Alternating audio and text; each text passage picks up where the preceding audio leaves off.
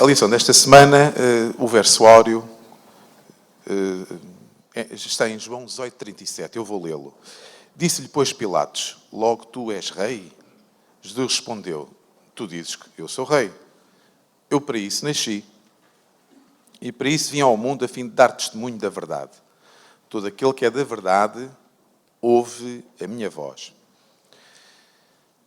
A lição desta semana centra-se aqui no episódio final, digamos, da vida de Jesus na Terra, no fim do seu ministério.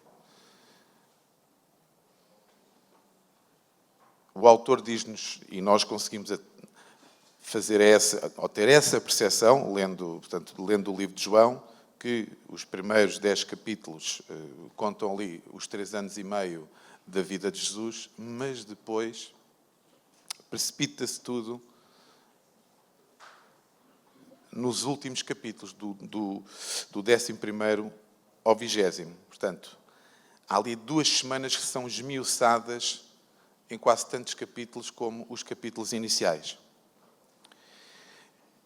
E o Evangelho de João, como já tivemos a oportunidade de estudar ao longo deste trimestre, conseguiram perceber que é um bocadinho diferente de todos os outros Evangelhos.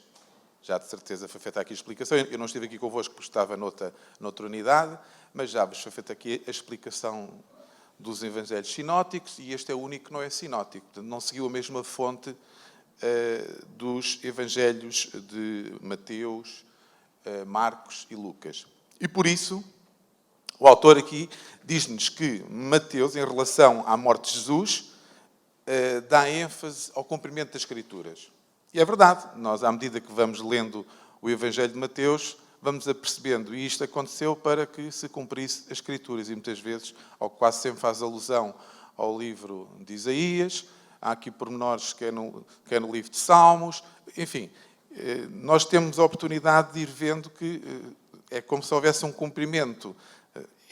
É como não, há um cumprimento, mas Mateus dá ênfase a isso. Marcos, já não é bem assim. O que é que ele realça? Realça o paralelo entre o batismo de Jesus e a cruz. A cruz é o cumprimento, ou seja, se não houvesse a cruz, o batismo também não faria sentido. Paulo até fala nisso muito mais tarde. Se Jesus não tivesse morrido, bem era a nossa crença, não é? Porque ele não teria ressuscitado e não estaríamos aqui a fazer absolutamente nada.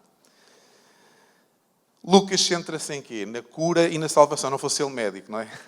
Portanto, se nós formos ler o Evangelho de Lucas, ele está constantemente a realçar os milagres que Jesus fez e, claro, e a salvação, onde ele relata a história do ladrão da cruz. E depois temos João. João é aquele que dá grande ênfase, e tal como nós começámos aqui a lição, não é? Dá grande ênfase à parte toda da paixão de Cristo, aquela parte que envolve todos os acontecimentos antes da morte, imediatamente antes da morte, quando está no Getsemane, todo aquele sofrimento, depois a seguir o julgamento. Nós conseguimos perceber também qual é a mensagem que João quer transmitir, e nós vemos que realmente sai do Evangelho de João a temática principal, que é a verdade. E a verdade é só uma. E vamos continuar a ver aqui ao longo da lição. E quando chegar à lição de, salvo erro, terça-feira, falaremos um bocadinho mais em pormenor. João dá grande pormenor aqui, digamos, à morte de Jesus na cruz, que para ele significa a entronização, sendo que a morte por cruz naquela altura, como os irmãos bem sabem, era a morte mais vergonhosa que podia haver no Império. Aliás, nenhum cidadão romano podia ser crucificado. Essa morte era deixada para todos os outros habitantes do Império que não tivessem o estatuto de cidadão. E dito isto,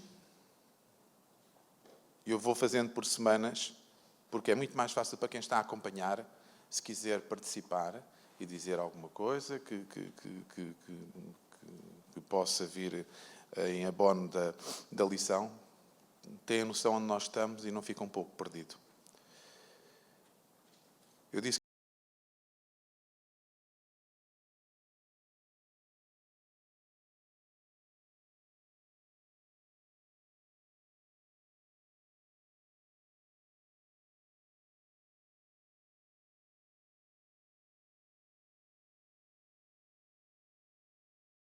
ele pensava que ia encontrar um vagabundo ou alguém que lhe traziam na frente. Aliás, a senhora White até faz uma boa descrição disso. Foi logo pela manhã, Pilatos deveria ter acordado há pouco tempo, ainda estava assim, se calhar nalgoteado do sono ou de algum banquete, e aparece-lhe na frente aquela turba toda que queria que Pilatos julgasse. Porquê? Porque ele era alguém que tinha que morrer e os judeus havia-lhes sido retirada essa autoridade há muito tempo, não é? Só o governador é que tinha o poder de condenar alguém à morte. E o que é que acontece? Jesus é introduzido na presença de Pilatos, sem, no entanto, eles entrarem, vejam bem o pormenor, sem, no entanto, eles entrarem dentro, digamos, da habitação de Pilatos, porque senão eles correriam o risco de ficar impuros e já não podiam participar nas festividades da Páscoa. Eles conseguiam gerir isso, levar alguém para morrer e depois a seguir ir, portanto, à presença de Deus, pedir perdão pelos seus pecados. E o que é que acontece? A senhora White diz-nos que Pilatos, pela primeira vez, vê alguém na sua frente que não era um mero prisioneiro, não era um bandido.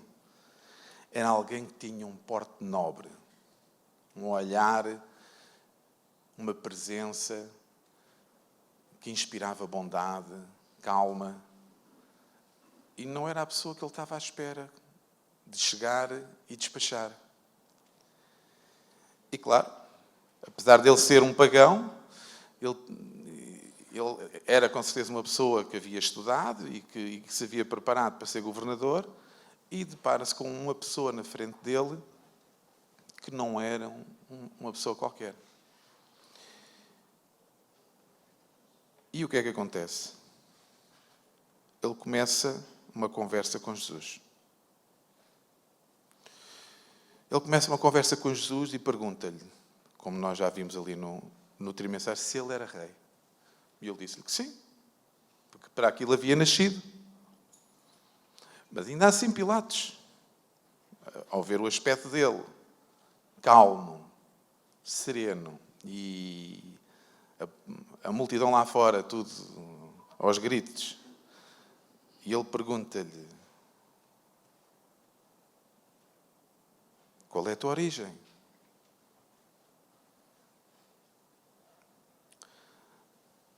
E Jesus fica calmo. E a seguir o que é que Pilatos lhe pergunta? Então, quando Jesus lhe diz que vem testificar da verdade.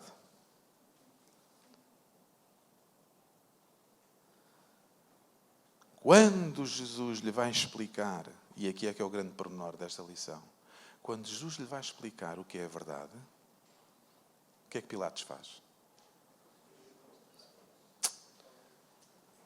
Vira costas, não é? Porquê? Ele estava mais preocupado com o quê? Em dar mais dinheiro a Deus. Não é? O que é que ele quis fazer? Ele quis ficar bem com Deus e com a multidão. Quis salvar Jesus da multidão e não ouviu aquilo que seria a coisa mais importante para a vida dele, que era saber o que era a verdade. Voltou costas e deixou de ouvir. E muitas vezes, e esta lição faz-nos pensar nisso, quantas vezes nós vamos à presença de Deus, querendo saber o que é a verdade, fazemos as nossas orações com muita devoção, mas temos tanta coisa para fazer que no momento em que Deus começa a falar connosco, nós levantamos, viramos as costas e vamos à nossa vida. E acabamos por deixar as coisas incompletas. Pilatos podia ter a melhor das intenções, mas naquele momento perdeu a oportunidade da vida dele. E nós vamos ver porquê, não é? O desfecho. A senhora White refere-nos aqui que passar a oportunidade áurea de Pilatos. Força. Eu vou apenas, enfim, não dizer mais mudaste daquilo que tu disseste, mas não há dúvida que quando Jesus fala na verdade, Pilatos faz uma pergunta. Mas será que ele fez uma pergunta para saber o que é a verdade? E como tu disseste bem, ele não estava à espera da resposta. Fez aquilo não foi uma pergunta, foi uma evasiva. O que é a verdade? Porque ele, voltando as costas, foi ter com os judeus. A senhora White diz-nos que Pilatos teve interesse, mas que se perdeu-se naquele interesse. Porquê? Ele tinha ouvido lá fora. Ele não se concentrou naquilo que Jesus estava a dizer. E se ele, num momento, teve uma oportunidade de ouro para agarrar a verdade, ele tinha a oportunidade de não ser ele a condenar Jesus. Ele tinha essa oportunidade. Mas nós vemos pelas Escrituras e depois conhecemos pela história qual foi o desfecho dele, não é? Acontece que acabou por ter que dar ouvidos à multidão e foi, efetivamente, ouvir a multidão, porque quem lá estava a controlar a multidão sabia o governador que tinha, porque ele era manipulável e a forma de manipular era através da multidão, porque o papel do governador era manter a paz, neste caso, na Judeia. E se ele não conseguisse manter a paz, era tirado de lá.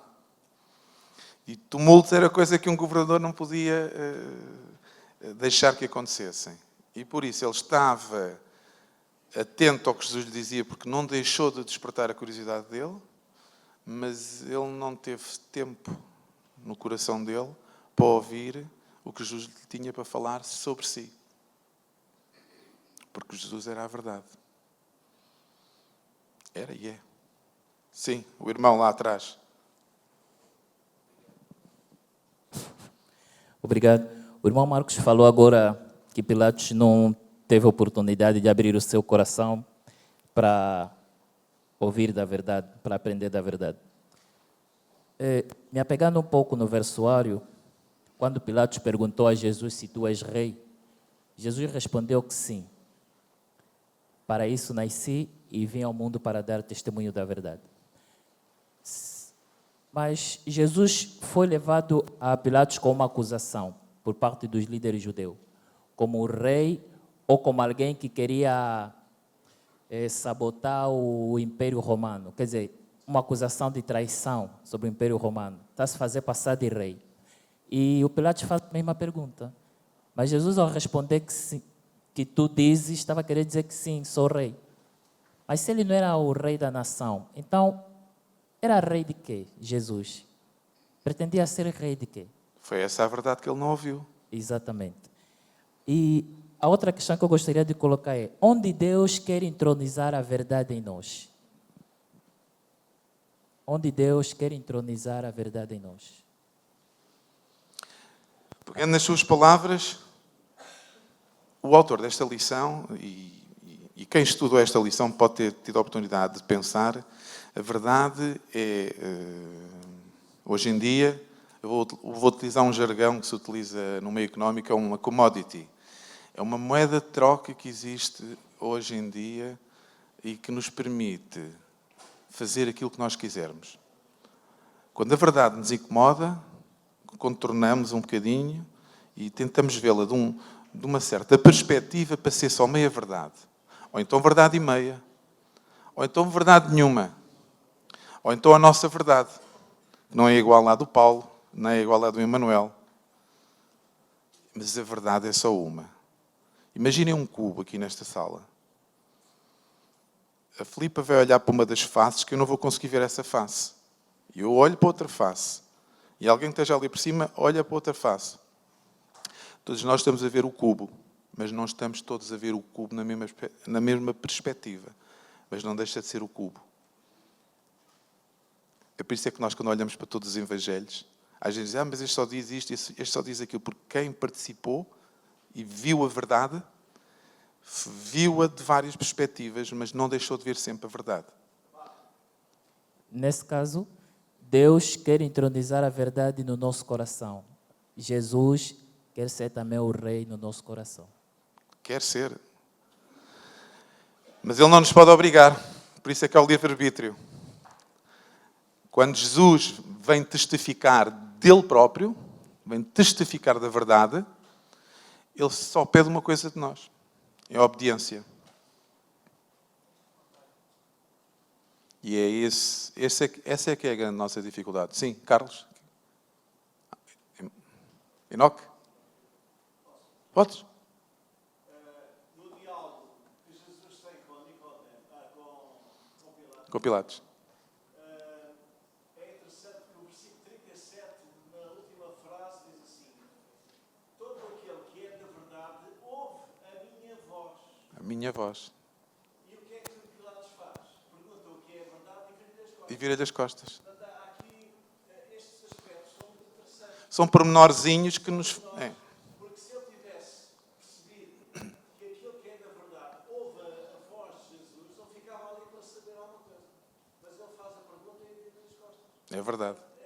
Este pormenor eu achei interessantíssimo. Sem querer, agora falaste em Nicodemos, não aparece aqui na lição, mas não deixa de ser um bom exemplo, assim, diametralmente oposto, mas foi alguém que também procurou Jesus para, no fundo, saber o que era a verdade. Mas Nicodemos abriu o seu coração e Pilatos não. Pilatos não, acabou por não abrir o seu coração a que Jesus pudesse demonstrar o que era a verdade. E Jesus o que quer realmente de nós é que possamos ser testemunhas dessa verdade. Aliás, Jesus diz, vocês são minhas testemunhas. Temos que falar da verdade como ela é. Não é como ela nos agrada. Às vezes dói-nos falar da verdade. E às vezes incomoda-nos a verdade quando estamos perante situações que não queremos desagradar a ninguém. Mas às vezes temos que ser verdadeiros a 100%. Um microfone ali para a nossa querida Sónia.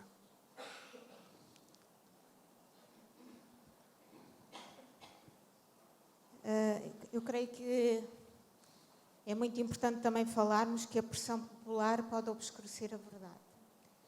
E a questão da grande pressão, da pressão da multidão para com Pilatos, vemos que às vezes a pressão da multidão faz com que possamos tomar decisões que são irreversíveis. Vemos o caso de Pedro, que ali, perante uma pressão de um questionamento, vai negar Jesus 3 vezes. E a pressão em que Pilatos estava era a sua posição política, o seu governo, e ele vai ceder, porque estava em jogo a sua posição. Nós vamos ser confrontados com situações em que vamos ter esta pressão. E cabe-nos a nós ter a tal tranquilidade que Jesus demonstrava no meio de uma pressão tão grande, ter a consistência de sabermos quem somos e as decisões que vamos tomar. Portanto, esta lição é muito importante para momentos futuros em que vamos ser confrontados com esses questionamentos.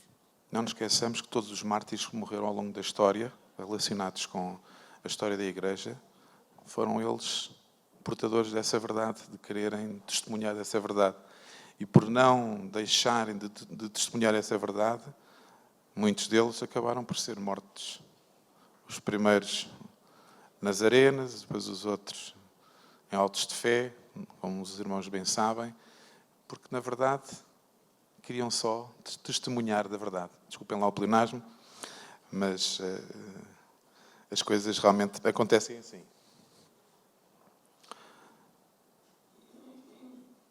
E se não tivermos mais nada para... que tínhamos mais coisas para dizer, mas temos que ir avançando, porque a lição não se compadece. Pilatos trata aquilo tudo, como deve ser, e o que é que Pilatos faz a seguir? tenta persuadir o povo a quê? A que se libertasse Jesus, não é? E chega lá e diz aquela famosa frase que foi eternizada em latim, ecce homini, não é? Há aqui o homem. E está aqui o homem, mas que homem era aquele que estava ali? Era alguém que não nos diz no Evangelho de João, mas que já tinha passado por Herodes, porque ele aproveitou o ensejo para enviar para o representante da Galileia, que era Herodes, que estava na cidade, porque naquela altura ia ser celebrada a Páscoa e ele estava ali, então mandou para Herodes. Herodes tentou, de certa forma, brincar com aquilo, porque estava à espera que Jesus fizesse ali um milagrezinho de algibeira para toda a gente brincar. Jesus não fez absolutamente nada. Ele a seguir mete um manto em cima de Jesus e remete, como quem diz, eu não tenho nada a ver com isto, remete outra vez para Pilatos. E Pilatos ficou com o Senhor nas mãos. Tal e qual. Puro e duro.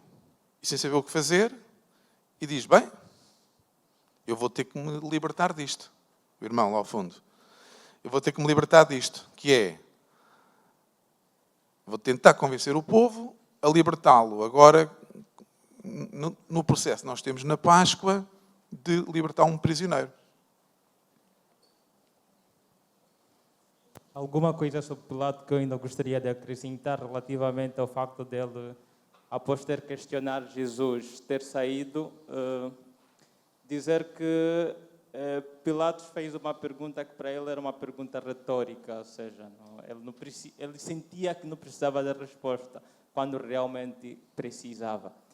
Eu, pessoalmente, quando meditei nisso, eu creio que nada do que Jesus Cristo diria para Pilatos ele já não tivesse ouvido antes. Porque Pilatos, sendo governador da Judeia, conhecia o ministério de Cristo. É óbvio que não acompanhava, não era discípulo. Mas o que ia mudar era justamente o impacto do que Jesus Cristo poderia ter dito na vida dele naquele exato momento. É o mesmo que acontece quando nós lemos a Bíblia. Muitas vezes, eu, por exemplo, já li a Bíblia de capa em capa mais de 2 vezes. Mas uma meditação profunda num texto, em algum momento, faz uma diferença significativa. Então, coisas que, de certa forma, já lemos, já ouvimos, a um dado momento, se inclinarmos nosso coração com sinceridade a determinada altura, a ouvir o que Deus nos tem a ensinar sobre textos que já conhecemos, sentimos que temos uma revelação nova e, a partir dali, começamos a ter um vislumbre novo sobre aquele mesmo conhecimento. É o que aconteceria com Pilatos. Se ele tivesse ouvido Jesus Cristo, realmente ele teria um vislumbre do que Deus queria lhe falar naquele exato momento, e isso faria muita diferença. O irmão queria participar também. A lição diz que Pilatos colocou-se em desvantagem a não ter ouvido a verdade sobre Jesus, né? E ele foi ouvir ao povo. Nós também nos colocamos em desvantagem diante de Satanás quando não seguimos a verdade e preocupamos com coisas seculares. Então, Pilatos tinha o total poder de libertar Jesus.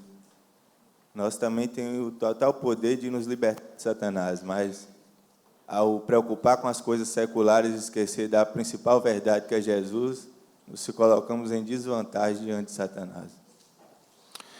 Pilatos tinha um problema em mãos que ele queria resolver. Ele tinha a noção do que era a justiça. E os romanos ainda hoje são os pais, digamos, de todos os livros que nós estudamos em direito e que têm a ver com a justiça. E a justiça não é mais do que dar a um segundo o mérito que cada um tem.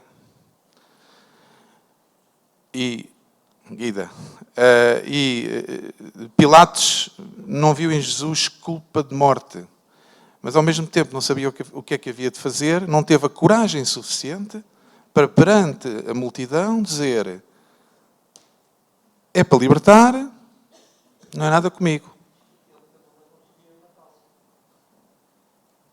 Em bom rigor, ele nunca devia ter deixado que aquilo se precipitasse como se precipitou. Ele tinha esse poder. Guida. Marco, a lição tocou-me profundamente no aspecto da responsabilização que cada um de nós tem. Claro que Pilatos tinha na mão dele tomar uma decisão, mas não teve coragem, não teve isto, não teve aquilo para o tomar.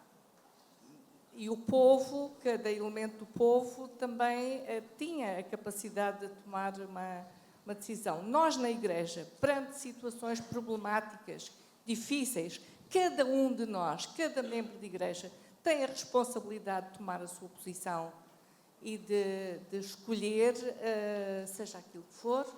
O ideal é que seja escolher a verdade, seja escolher Jesus. Muito obrigada. Guida, tocaste aí num tema muito interessante. A multidão, cada um na multidão, é uma unidade pensadora e que tem o dever de pensar. Mas não se esqueça o que é que aconteceu ali. Os príncipes lá estavam. Toda aquela gente que tinha feito parte do Sinédrio, eles estavam ali a fazer o quê? A instigar a multidão. E a multidão, quando bem instigada, faz aquilo que se quer. E nós podemos ver, temos episódios aí ao longo da história. Os mais recentes que eu me lembro da Primavera Árabe não foi mais nada do que multidões instigadas a provocar tumultos e a quebrar regimes seculares. E ali foi precisamente a mesma coisa. As pessoas, naquela agitação, naquela gritaria, pensavam eles, se calhar, que estavam a querer levar à morte alguém que tinha profanado um dos maiores dogmas da religião, que era quem? Era alguém querer colocar-se na posição de Deus. Que eles sabiam que Jesus já tinha dado provas disso. Ele próprio falava e dizia que era o Filho de Deus, e aquilo não lhes caía bem. E eles quiseram que isso fosse efetivamente calado nos ouvidos de toda a gente. Porque nos últimos dias, só um bocadinho, irmã, já vi, nos últimos dias que se estavam a passar desde que Lázaro havia sido ressuscitado, que a fama de Jesus estava a aumentar grandemente. E os líderes judeus, eles não queriam nada que a verdade, e agora vamos falar da verdade, viesse ao de cima disto tudo. Que era quê? Que Jesus seria o Salvador de toda a gente. Não um mero rei, Messias, que vinha para libertar a Judeia do jugo romano. O microfone aqui para esta irmã. Aí, primeiro. Muito obrigado. Eu queria dar uma ênfase, já estamos a nos demorar muito sobre a questão do Pilatos, se calhar vamos... Sim, que ainda tenho aqui mais duas lições, aqui pelo menos, vá. Exato. Temos que andar. Pilatos não tinha dúvida alguma de que Jesus era inocente. O capítulo 19, versículo 12, explica muito bem isso. Ele queria soltar Jesus, mas a multidão disse que se ele soltasse não seria amigo de César. E é incrível que o versículo 13 refere que quando Pilato viu essas palavras da multidão, logo saiu e sentou-se no tribunal. Esse foi o argumento final. O momento final. O medo de perder a posição. Esse foi o argumento final. Esse foi o que quebrou totalmente Pilatos. Porque se Pilatos queria ser um homem justo, a partir do momento em que lhe tocaram lá na fama e no poder, ele... Oi, isto aqui é a pedra de toque. E foi aí que ele decidiu. E só uma nota muito breve. Lembrar que na altura o César, Tibério, era um rei muito mau. E então ele temia também a sua vida. E por isso, contextualizando nos nossos dias, nós podemos ser levados a ter medo das nossas posições, da nossa vida. E como sabemos, os pioneiros, para termos uma igreja que temos hoje, muitos deram até a sua própria vida para testemunhar de Jesus. Isso pode ser um bom exemplo para nós pensarmos até que ponto podemos ir defender as nossas posições e também a nossa vida física. Estudamos nas lições anteriores de que o próprio Jesus disse que quem dá a vida a mim, não dá... Xalá. Xalá. Portanto, até onde nós estamos dispostos a seguir Jesus, mesmo que isso signifique... Isso é uma pergunta para perdermos ser a vida. respondida em cada momento da nossa vida formos confrontados com isso. É muito bonito qualquer um de nós aqui ser o primeiro a levantar. Eu, quando chegar a essa hora, eu vou levantar a mão. Oremos cada dia para que esse dia, quando chegar, tenhamos essa coragem que não há de ser nossa, há de ser implantada no nosso coração por Jesus para poder levantar a mão e não ter medo de morrer. Para testemunhar da verdade. Não é para sermos heróis. O sermos heróis da fé, como aparecem aqui, é alguém que nos chama heróis da fé. Não somos nós que queremos ser heróis. Nós apenas fazemos o nosso papel. E o nosso papel é sermos obedientes. E a obediência é isto tudo. É muito difícil ser obediente. Os pecados, às vezes, eles existem na algibeira, estão à mão, é só tirar e fazer e usar. Isto é muito complicado. Nós podemos estar aqui a estudar todas as lições para o próximo trimestre, mas se não meditarmos nisto, como o irmão dizia lá atrás, nós podemos ler a Bíblia atrás para a frente e frente para trás, mas se não meditarmos a cada momento, o que é que acontece? Eu vou passar para a lição de terça-feira. Posso comentar? Desculpe, irmã. Esqueceu de mim? Bem, eu só gostaria de fazer um comentário bem breve, que é muito fácil a gente olhar para essa lição e dizer, nossa, Pilatos, ele viu a verdade e ele virou as costas por conta da multidão.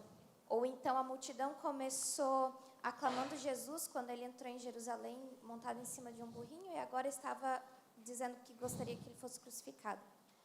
Mas eu acho que vale a reflexão de que olhar para a pressão da multidão e dizer assim, ele cedeu, é fácil.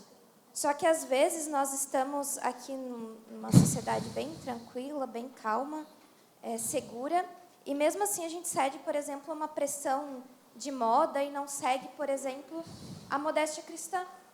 É um princípio básico, está na Bíblia, Deus nos pede, e mesmo não tendo ninguém dizendo assim, ou você se veste de tal maneira, você vai morrer, a gente cede. E se a gente cede com isso, com um princípio básico, só porque a moda diz uma coisa, o que vai ser quando todo mundo estiver seguindo outro dia, guardando outro dia da semana? Porque é muito fácil a gente sentar aqui, nesse conforto, ar-condicionado quentinho, e dizer assim, Pilatos cedeu. Tá, mas é quando eu que estou presa e estou passando frio, como Pedro, Paulo, enfim. E quando for eu? Porque a gente julgar aqui Pilatos e a multidão, dizer que eles foram incitados, isso, aquilo, é fácil, mas quando nós nos olhamos, por exemplo, no inverno, né, tá todo mundo bem cobertinho, mas no verão não é bem assim que segue. E nós somos cristãos no inverno e no verão, né? Ao menos é o que nós dizemos. Nós somos cristãos, não é adventista, nós somos cristãos. Não é a placa da igreja. Primeiro somos cristãos. Exatamente, né? Não é a placa da igreja, é o Cristo. E quem vai nos levar para o céu é a fé em Cristo, né? É Ele que nos salva. Então, dizer que eles cederam à multidão, à pressão da multidão é fácil, mas quando é nós que estamos ali, né, no meio da pressão, o que nós estamos fazendo? É assim, irmã, nós estamos do outro lado, nós estamos a ver como é que tudo se passou, não é? Parece-nos mais fácil. E acaba por ser um bocadinho mais fácil nós vermos cá deste lado como é que tudo aconteceu. Sucede, porém, que aquilo que nós vemos na Bíblia, muita coisa ainda irá acontecer connosco. Claro que nós estamos aqui no nosso conforto, não é? Estamos aqui agora acomodados, muito bem. Entretanto, devem estar a morrer não sei quantas pessoas na Ucrânia, porque lá de certeza a guerra continua todos os dias, ou se formos lá para Gaza, enfim.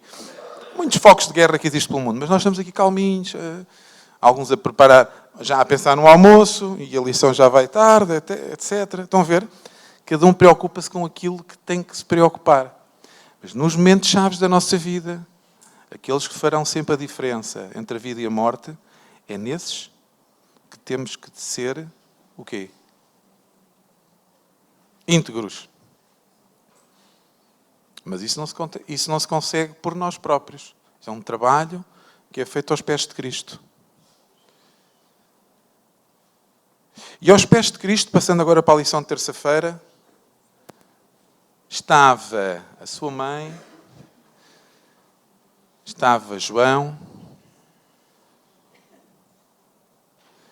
enquanto Jesus era crucificado. Isto tudo, passando agora à frente, Pilatos, entretanto, não teve outra oportunidade e não teve outra alternativa depois de ter sido pressionado e enviou Jesus, efetivamente, para o Calvário.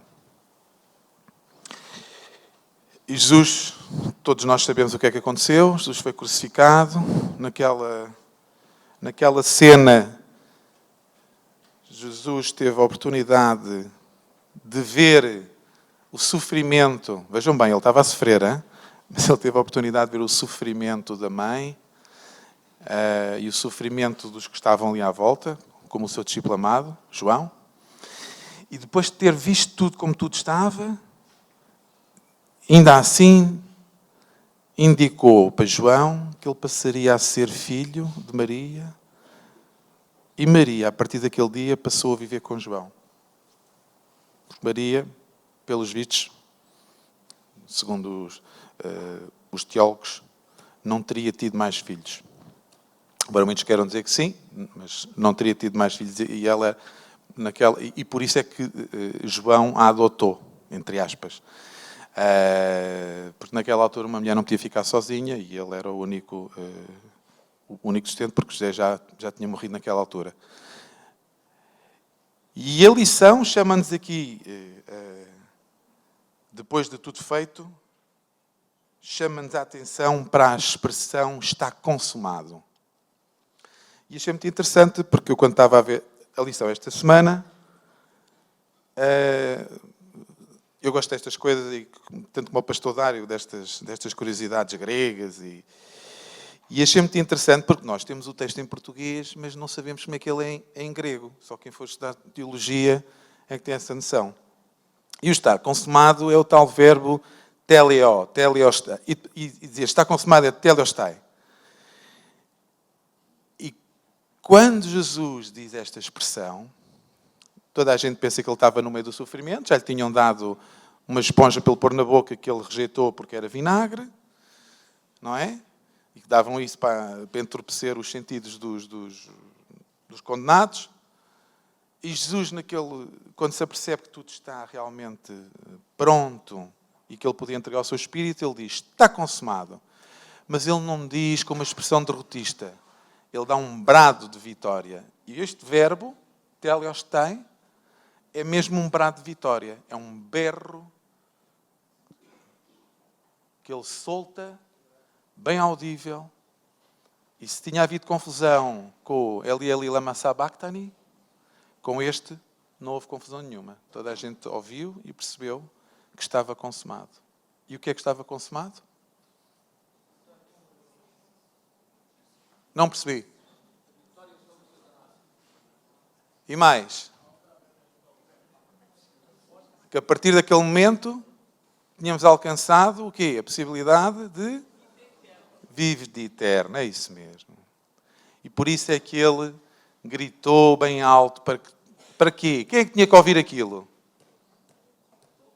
Satanás. Estava ali, à espera que Jesus falhasse até o último instante.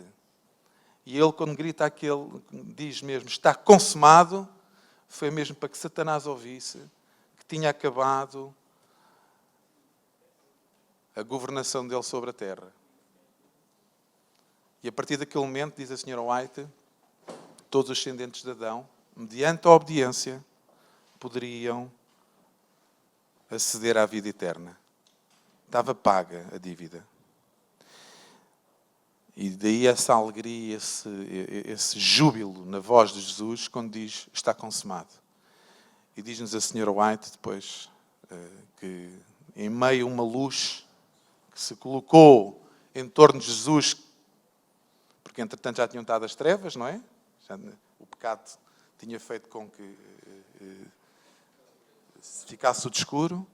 Veio uma luz que fez com que fosse percebido que algo estava a acontecer de diferente e Jesus pendeu a sua cabeça e morreu. Sim, pastor. Aqui para o pastor Rogério.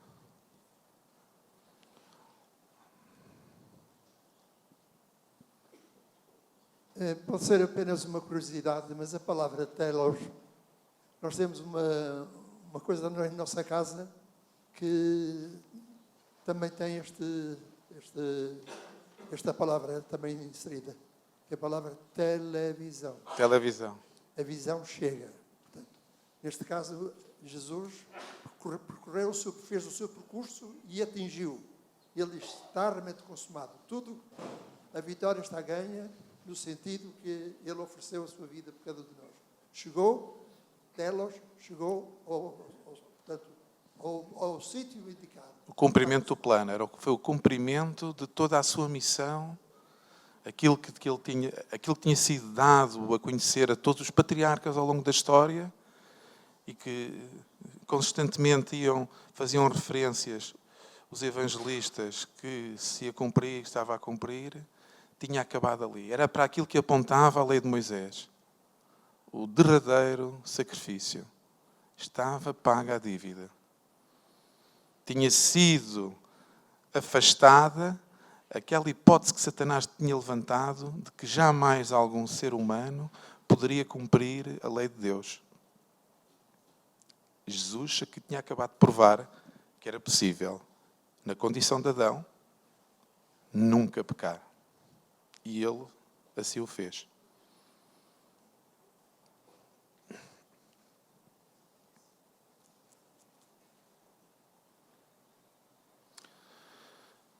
Túmulo vazio. Jesus morreu. Jesus morreu uma sexta-feira. Volta da hora, 3 da tarde. Hora 9. O dia começava às 6 da manhã, portanto, 3 da tarde. Estávamos mais ou menos perto da Páscoa, o sol iria pôr-se aí por volta das 6 horas, coisa que o valha, 6h30. Tinham um pouco tempo para tratar do corpo e sepultá-lo. E quem tratava dessas coisas, antigamente, sabem quem era, não sabem? Eram as mulheres.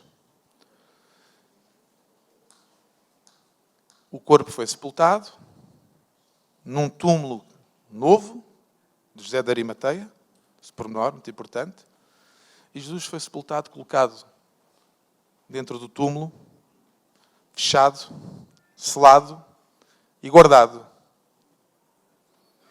Por indicação de quem? Dos principais da Judeia, que já tinham dito que havia essa hipótese do corpo poder ser furtado, levantado dali. Porque Jesus já tinha anunciado, não é? Jesus já tinha anunciado que ao terceiro dia ressuscitaria. E não fosse o corpo desaparecer e depois, afinal, era verdade. Não se esqueçam que a população estava toda muito curiosa. Houve aqui um pormenor que eu não vos disse há pouco, mas o facto de Jesus, quando está a morrer, Pilatos ter mandado colocar por cima da cabeça dele que ele era rei dos judeus, em 3 línguas, latim, grego, hebraico, era só, fez com que muita gente ficasse curioso. Naquela altura, que era a altura da Páscoa, havia carradas de gente, vinha todo o império para celebrar a Páscoa. E muitos olharam e viram o rei dos judeus, mas porquê? Tanto não fosse, iam ler o livro que naquela altura se lia, porque todos os judeus podiam não conhecer mais livro nenhum da Torá, mas o livro de Isaías conheciam, até porque falava de um Messias prometido, aquele que vinha libertar, que eles pensavam que ele vinha libertar do jugo do império que lá estivesse naquela altura, e eles desejavam ardentemente que viesse um Messias que os libertasse. E aqui, o que é que acontece? O povo olhava, via e despertava a curiosidade. E daí que, quando Jesus é sepultado, eles tiveram todos os cuidados para que o corpo de Jesus não fosse retirado de lá. E o que é que aconteceu? Na manhã de quê? Não foi do sábado, pois não? Já repararam que o único dia completo que Jesus esteve morto foi o dia de sábado. Porque foi um bocadinho de sexta-feira e depois foi um bocadinho de domingo, o primeiro dia da semana. Ele descansou, efetivamente, o dia de sábado todo. E no primeiro dia da semana, quando as mulheres lá se dirigiram, porque iam acabar de fazer o tratamento que não tinham conseguido fazer na sexta-feira. O que é que acontece? O corpo não estava lá. A pedra tinha sido removida e aquilo foi um sinal de espanto. E encontram lá alguém que lhes diz o quê?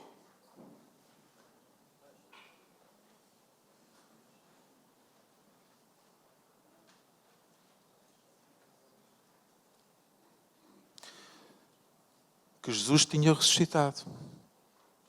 E que fossem rapidamente transmitir essa notícia aos discípulos.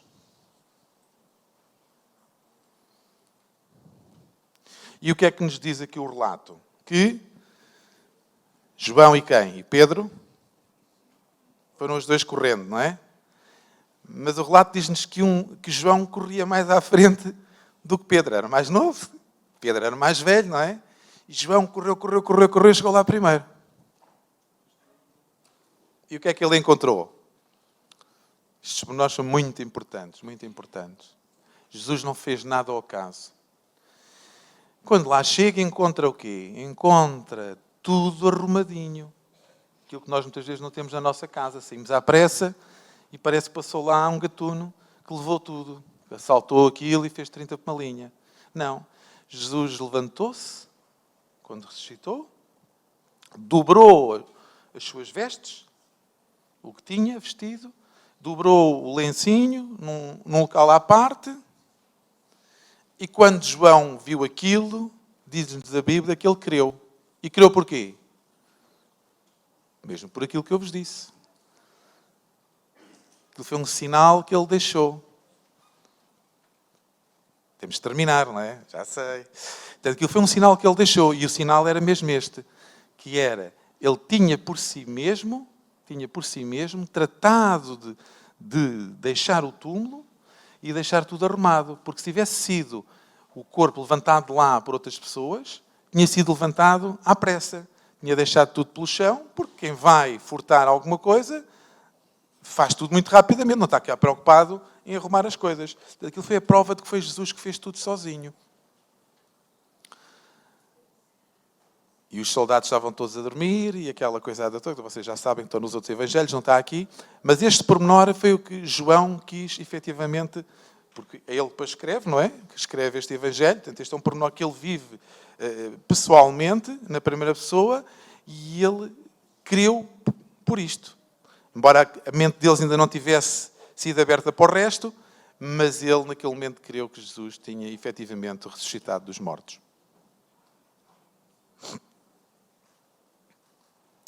E para terminar, um dos episódios mais bonitos de todos, e aqui Jesus quis quase que enaltecer as mulheres, e já vão ver porquê. Maria Madalena tem aqui o episódio, um dos episódios mais importantes da vida dela. Se tinha sido aquele episódio de ter sido libertada dos 7 demónios, ou se tinha sido em Betânia, quando chorava e com os seus cabelos limpava os pés, enfim. Deixei esses pormenores para os irmãos depois de estudarem, se Maria Madalena era Maria de Betânia.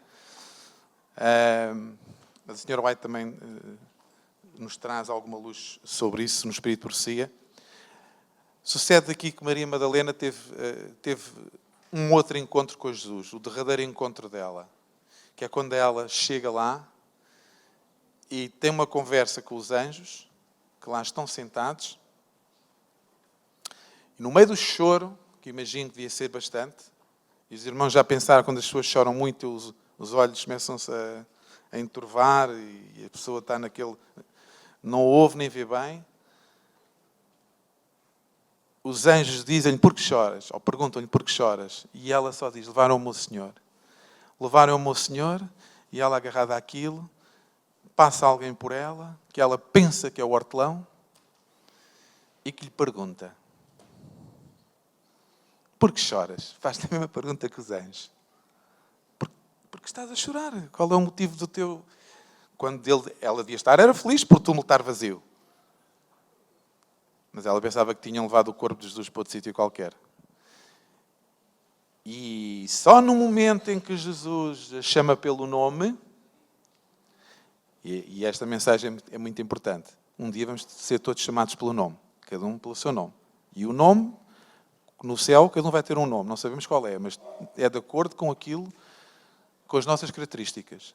E só quando Jesus chama Maria, eu não sei se mudou a tonalidade, ou se fez a voz tal e qual ela já a conhecia, e é nesse momento é que Maria reconhece Jesus.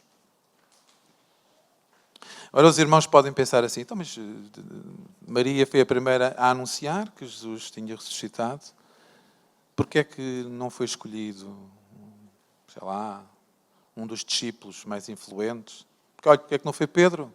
Que tinha sido a oportunidade de consagrar Pedro como o primeiro Papa da Igreja, entre aspas. Não é? Não foi um homem, foi uma mulher. Veja, sim?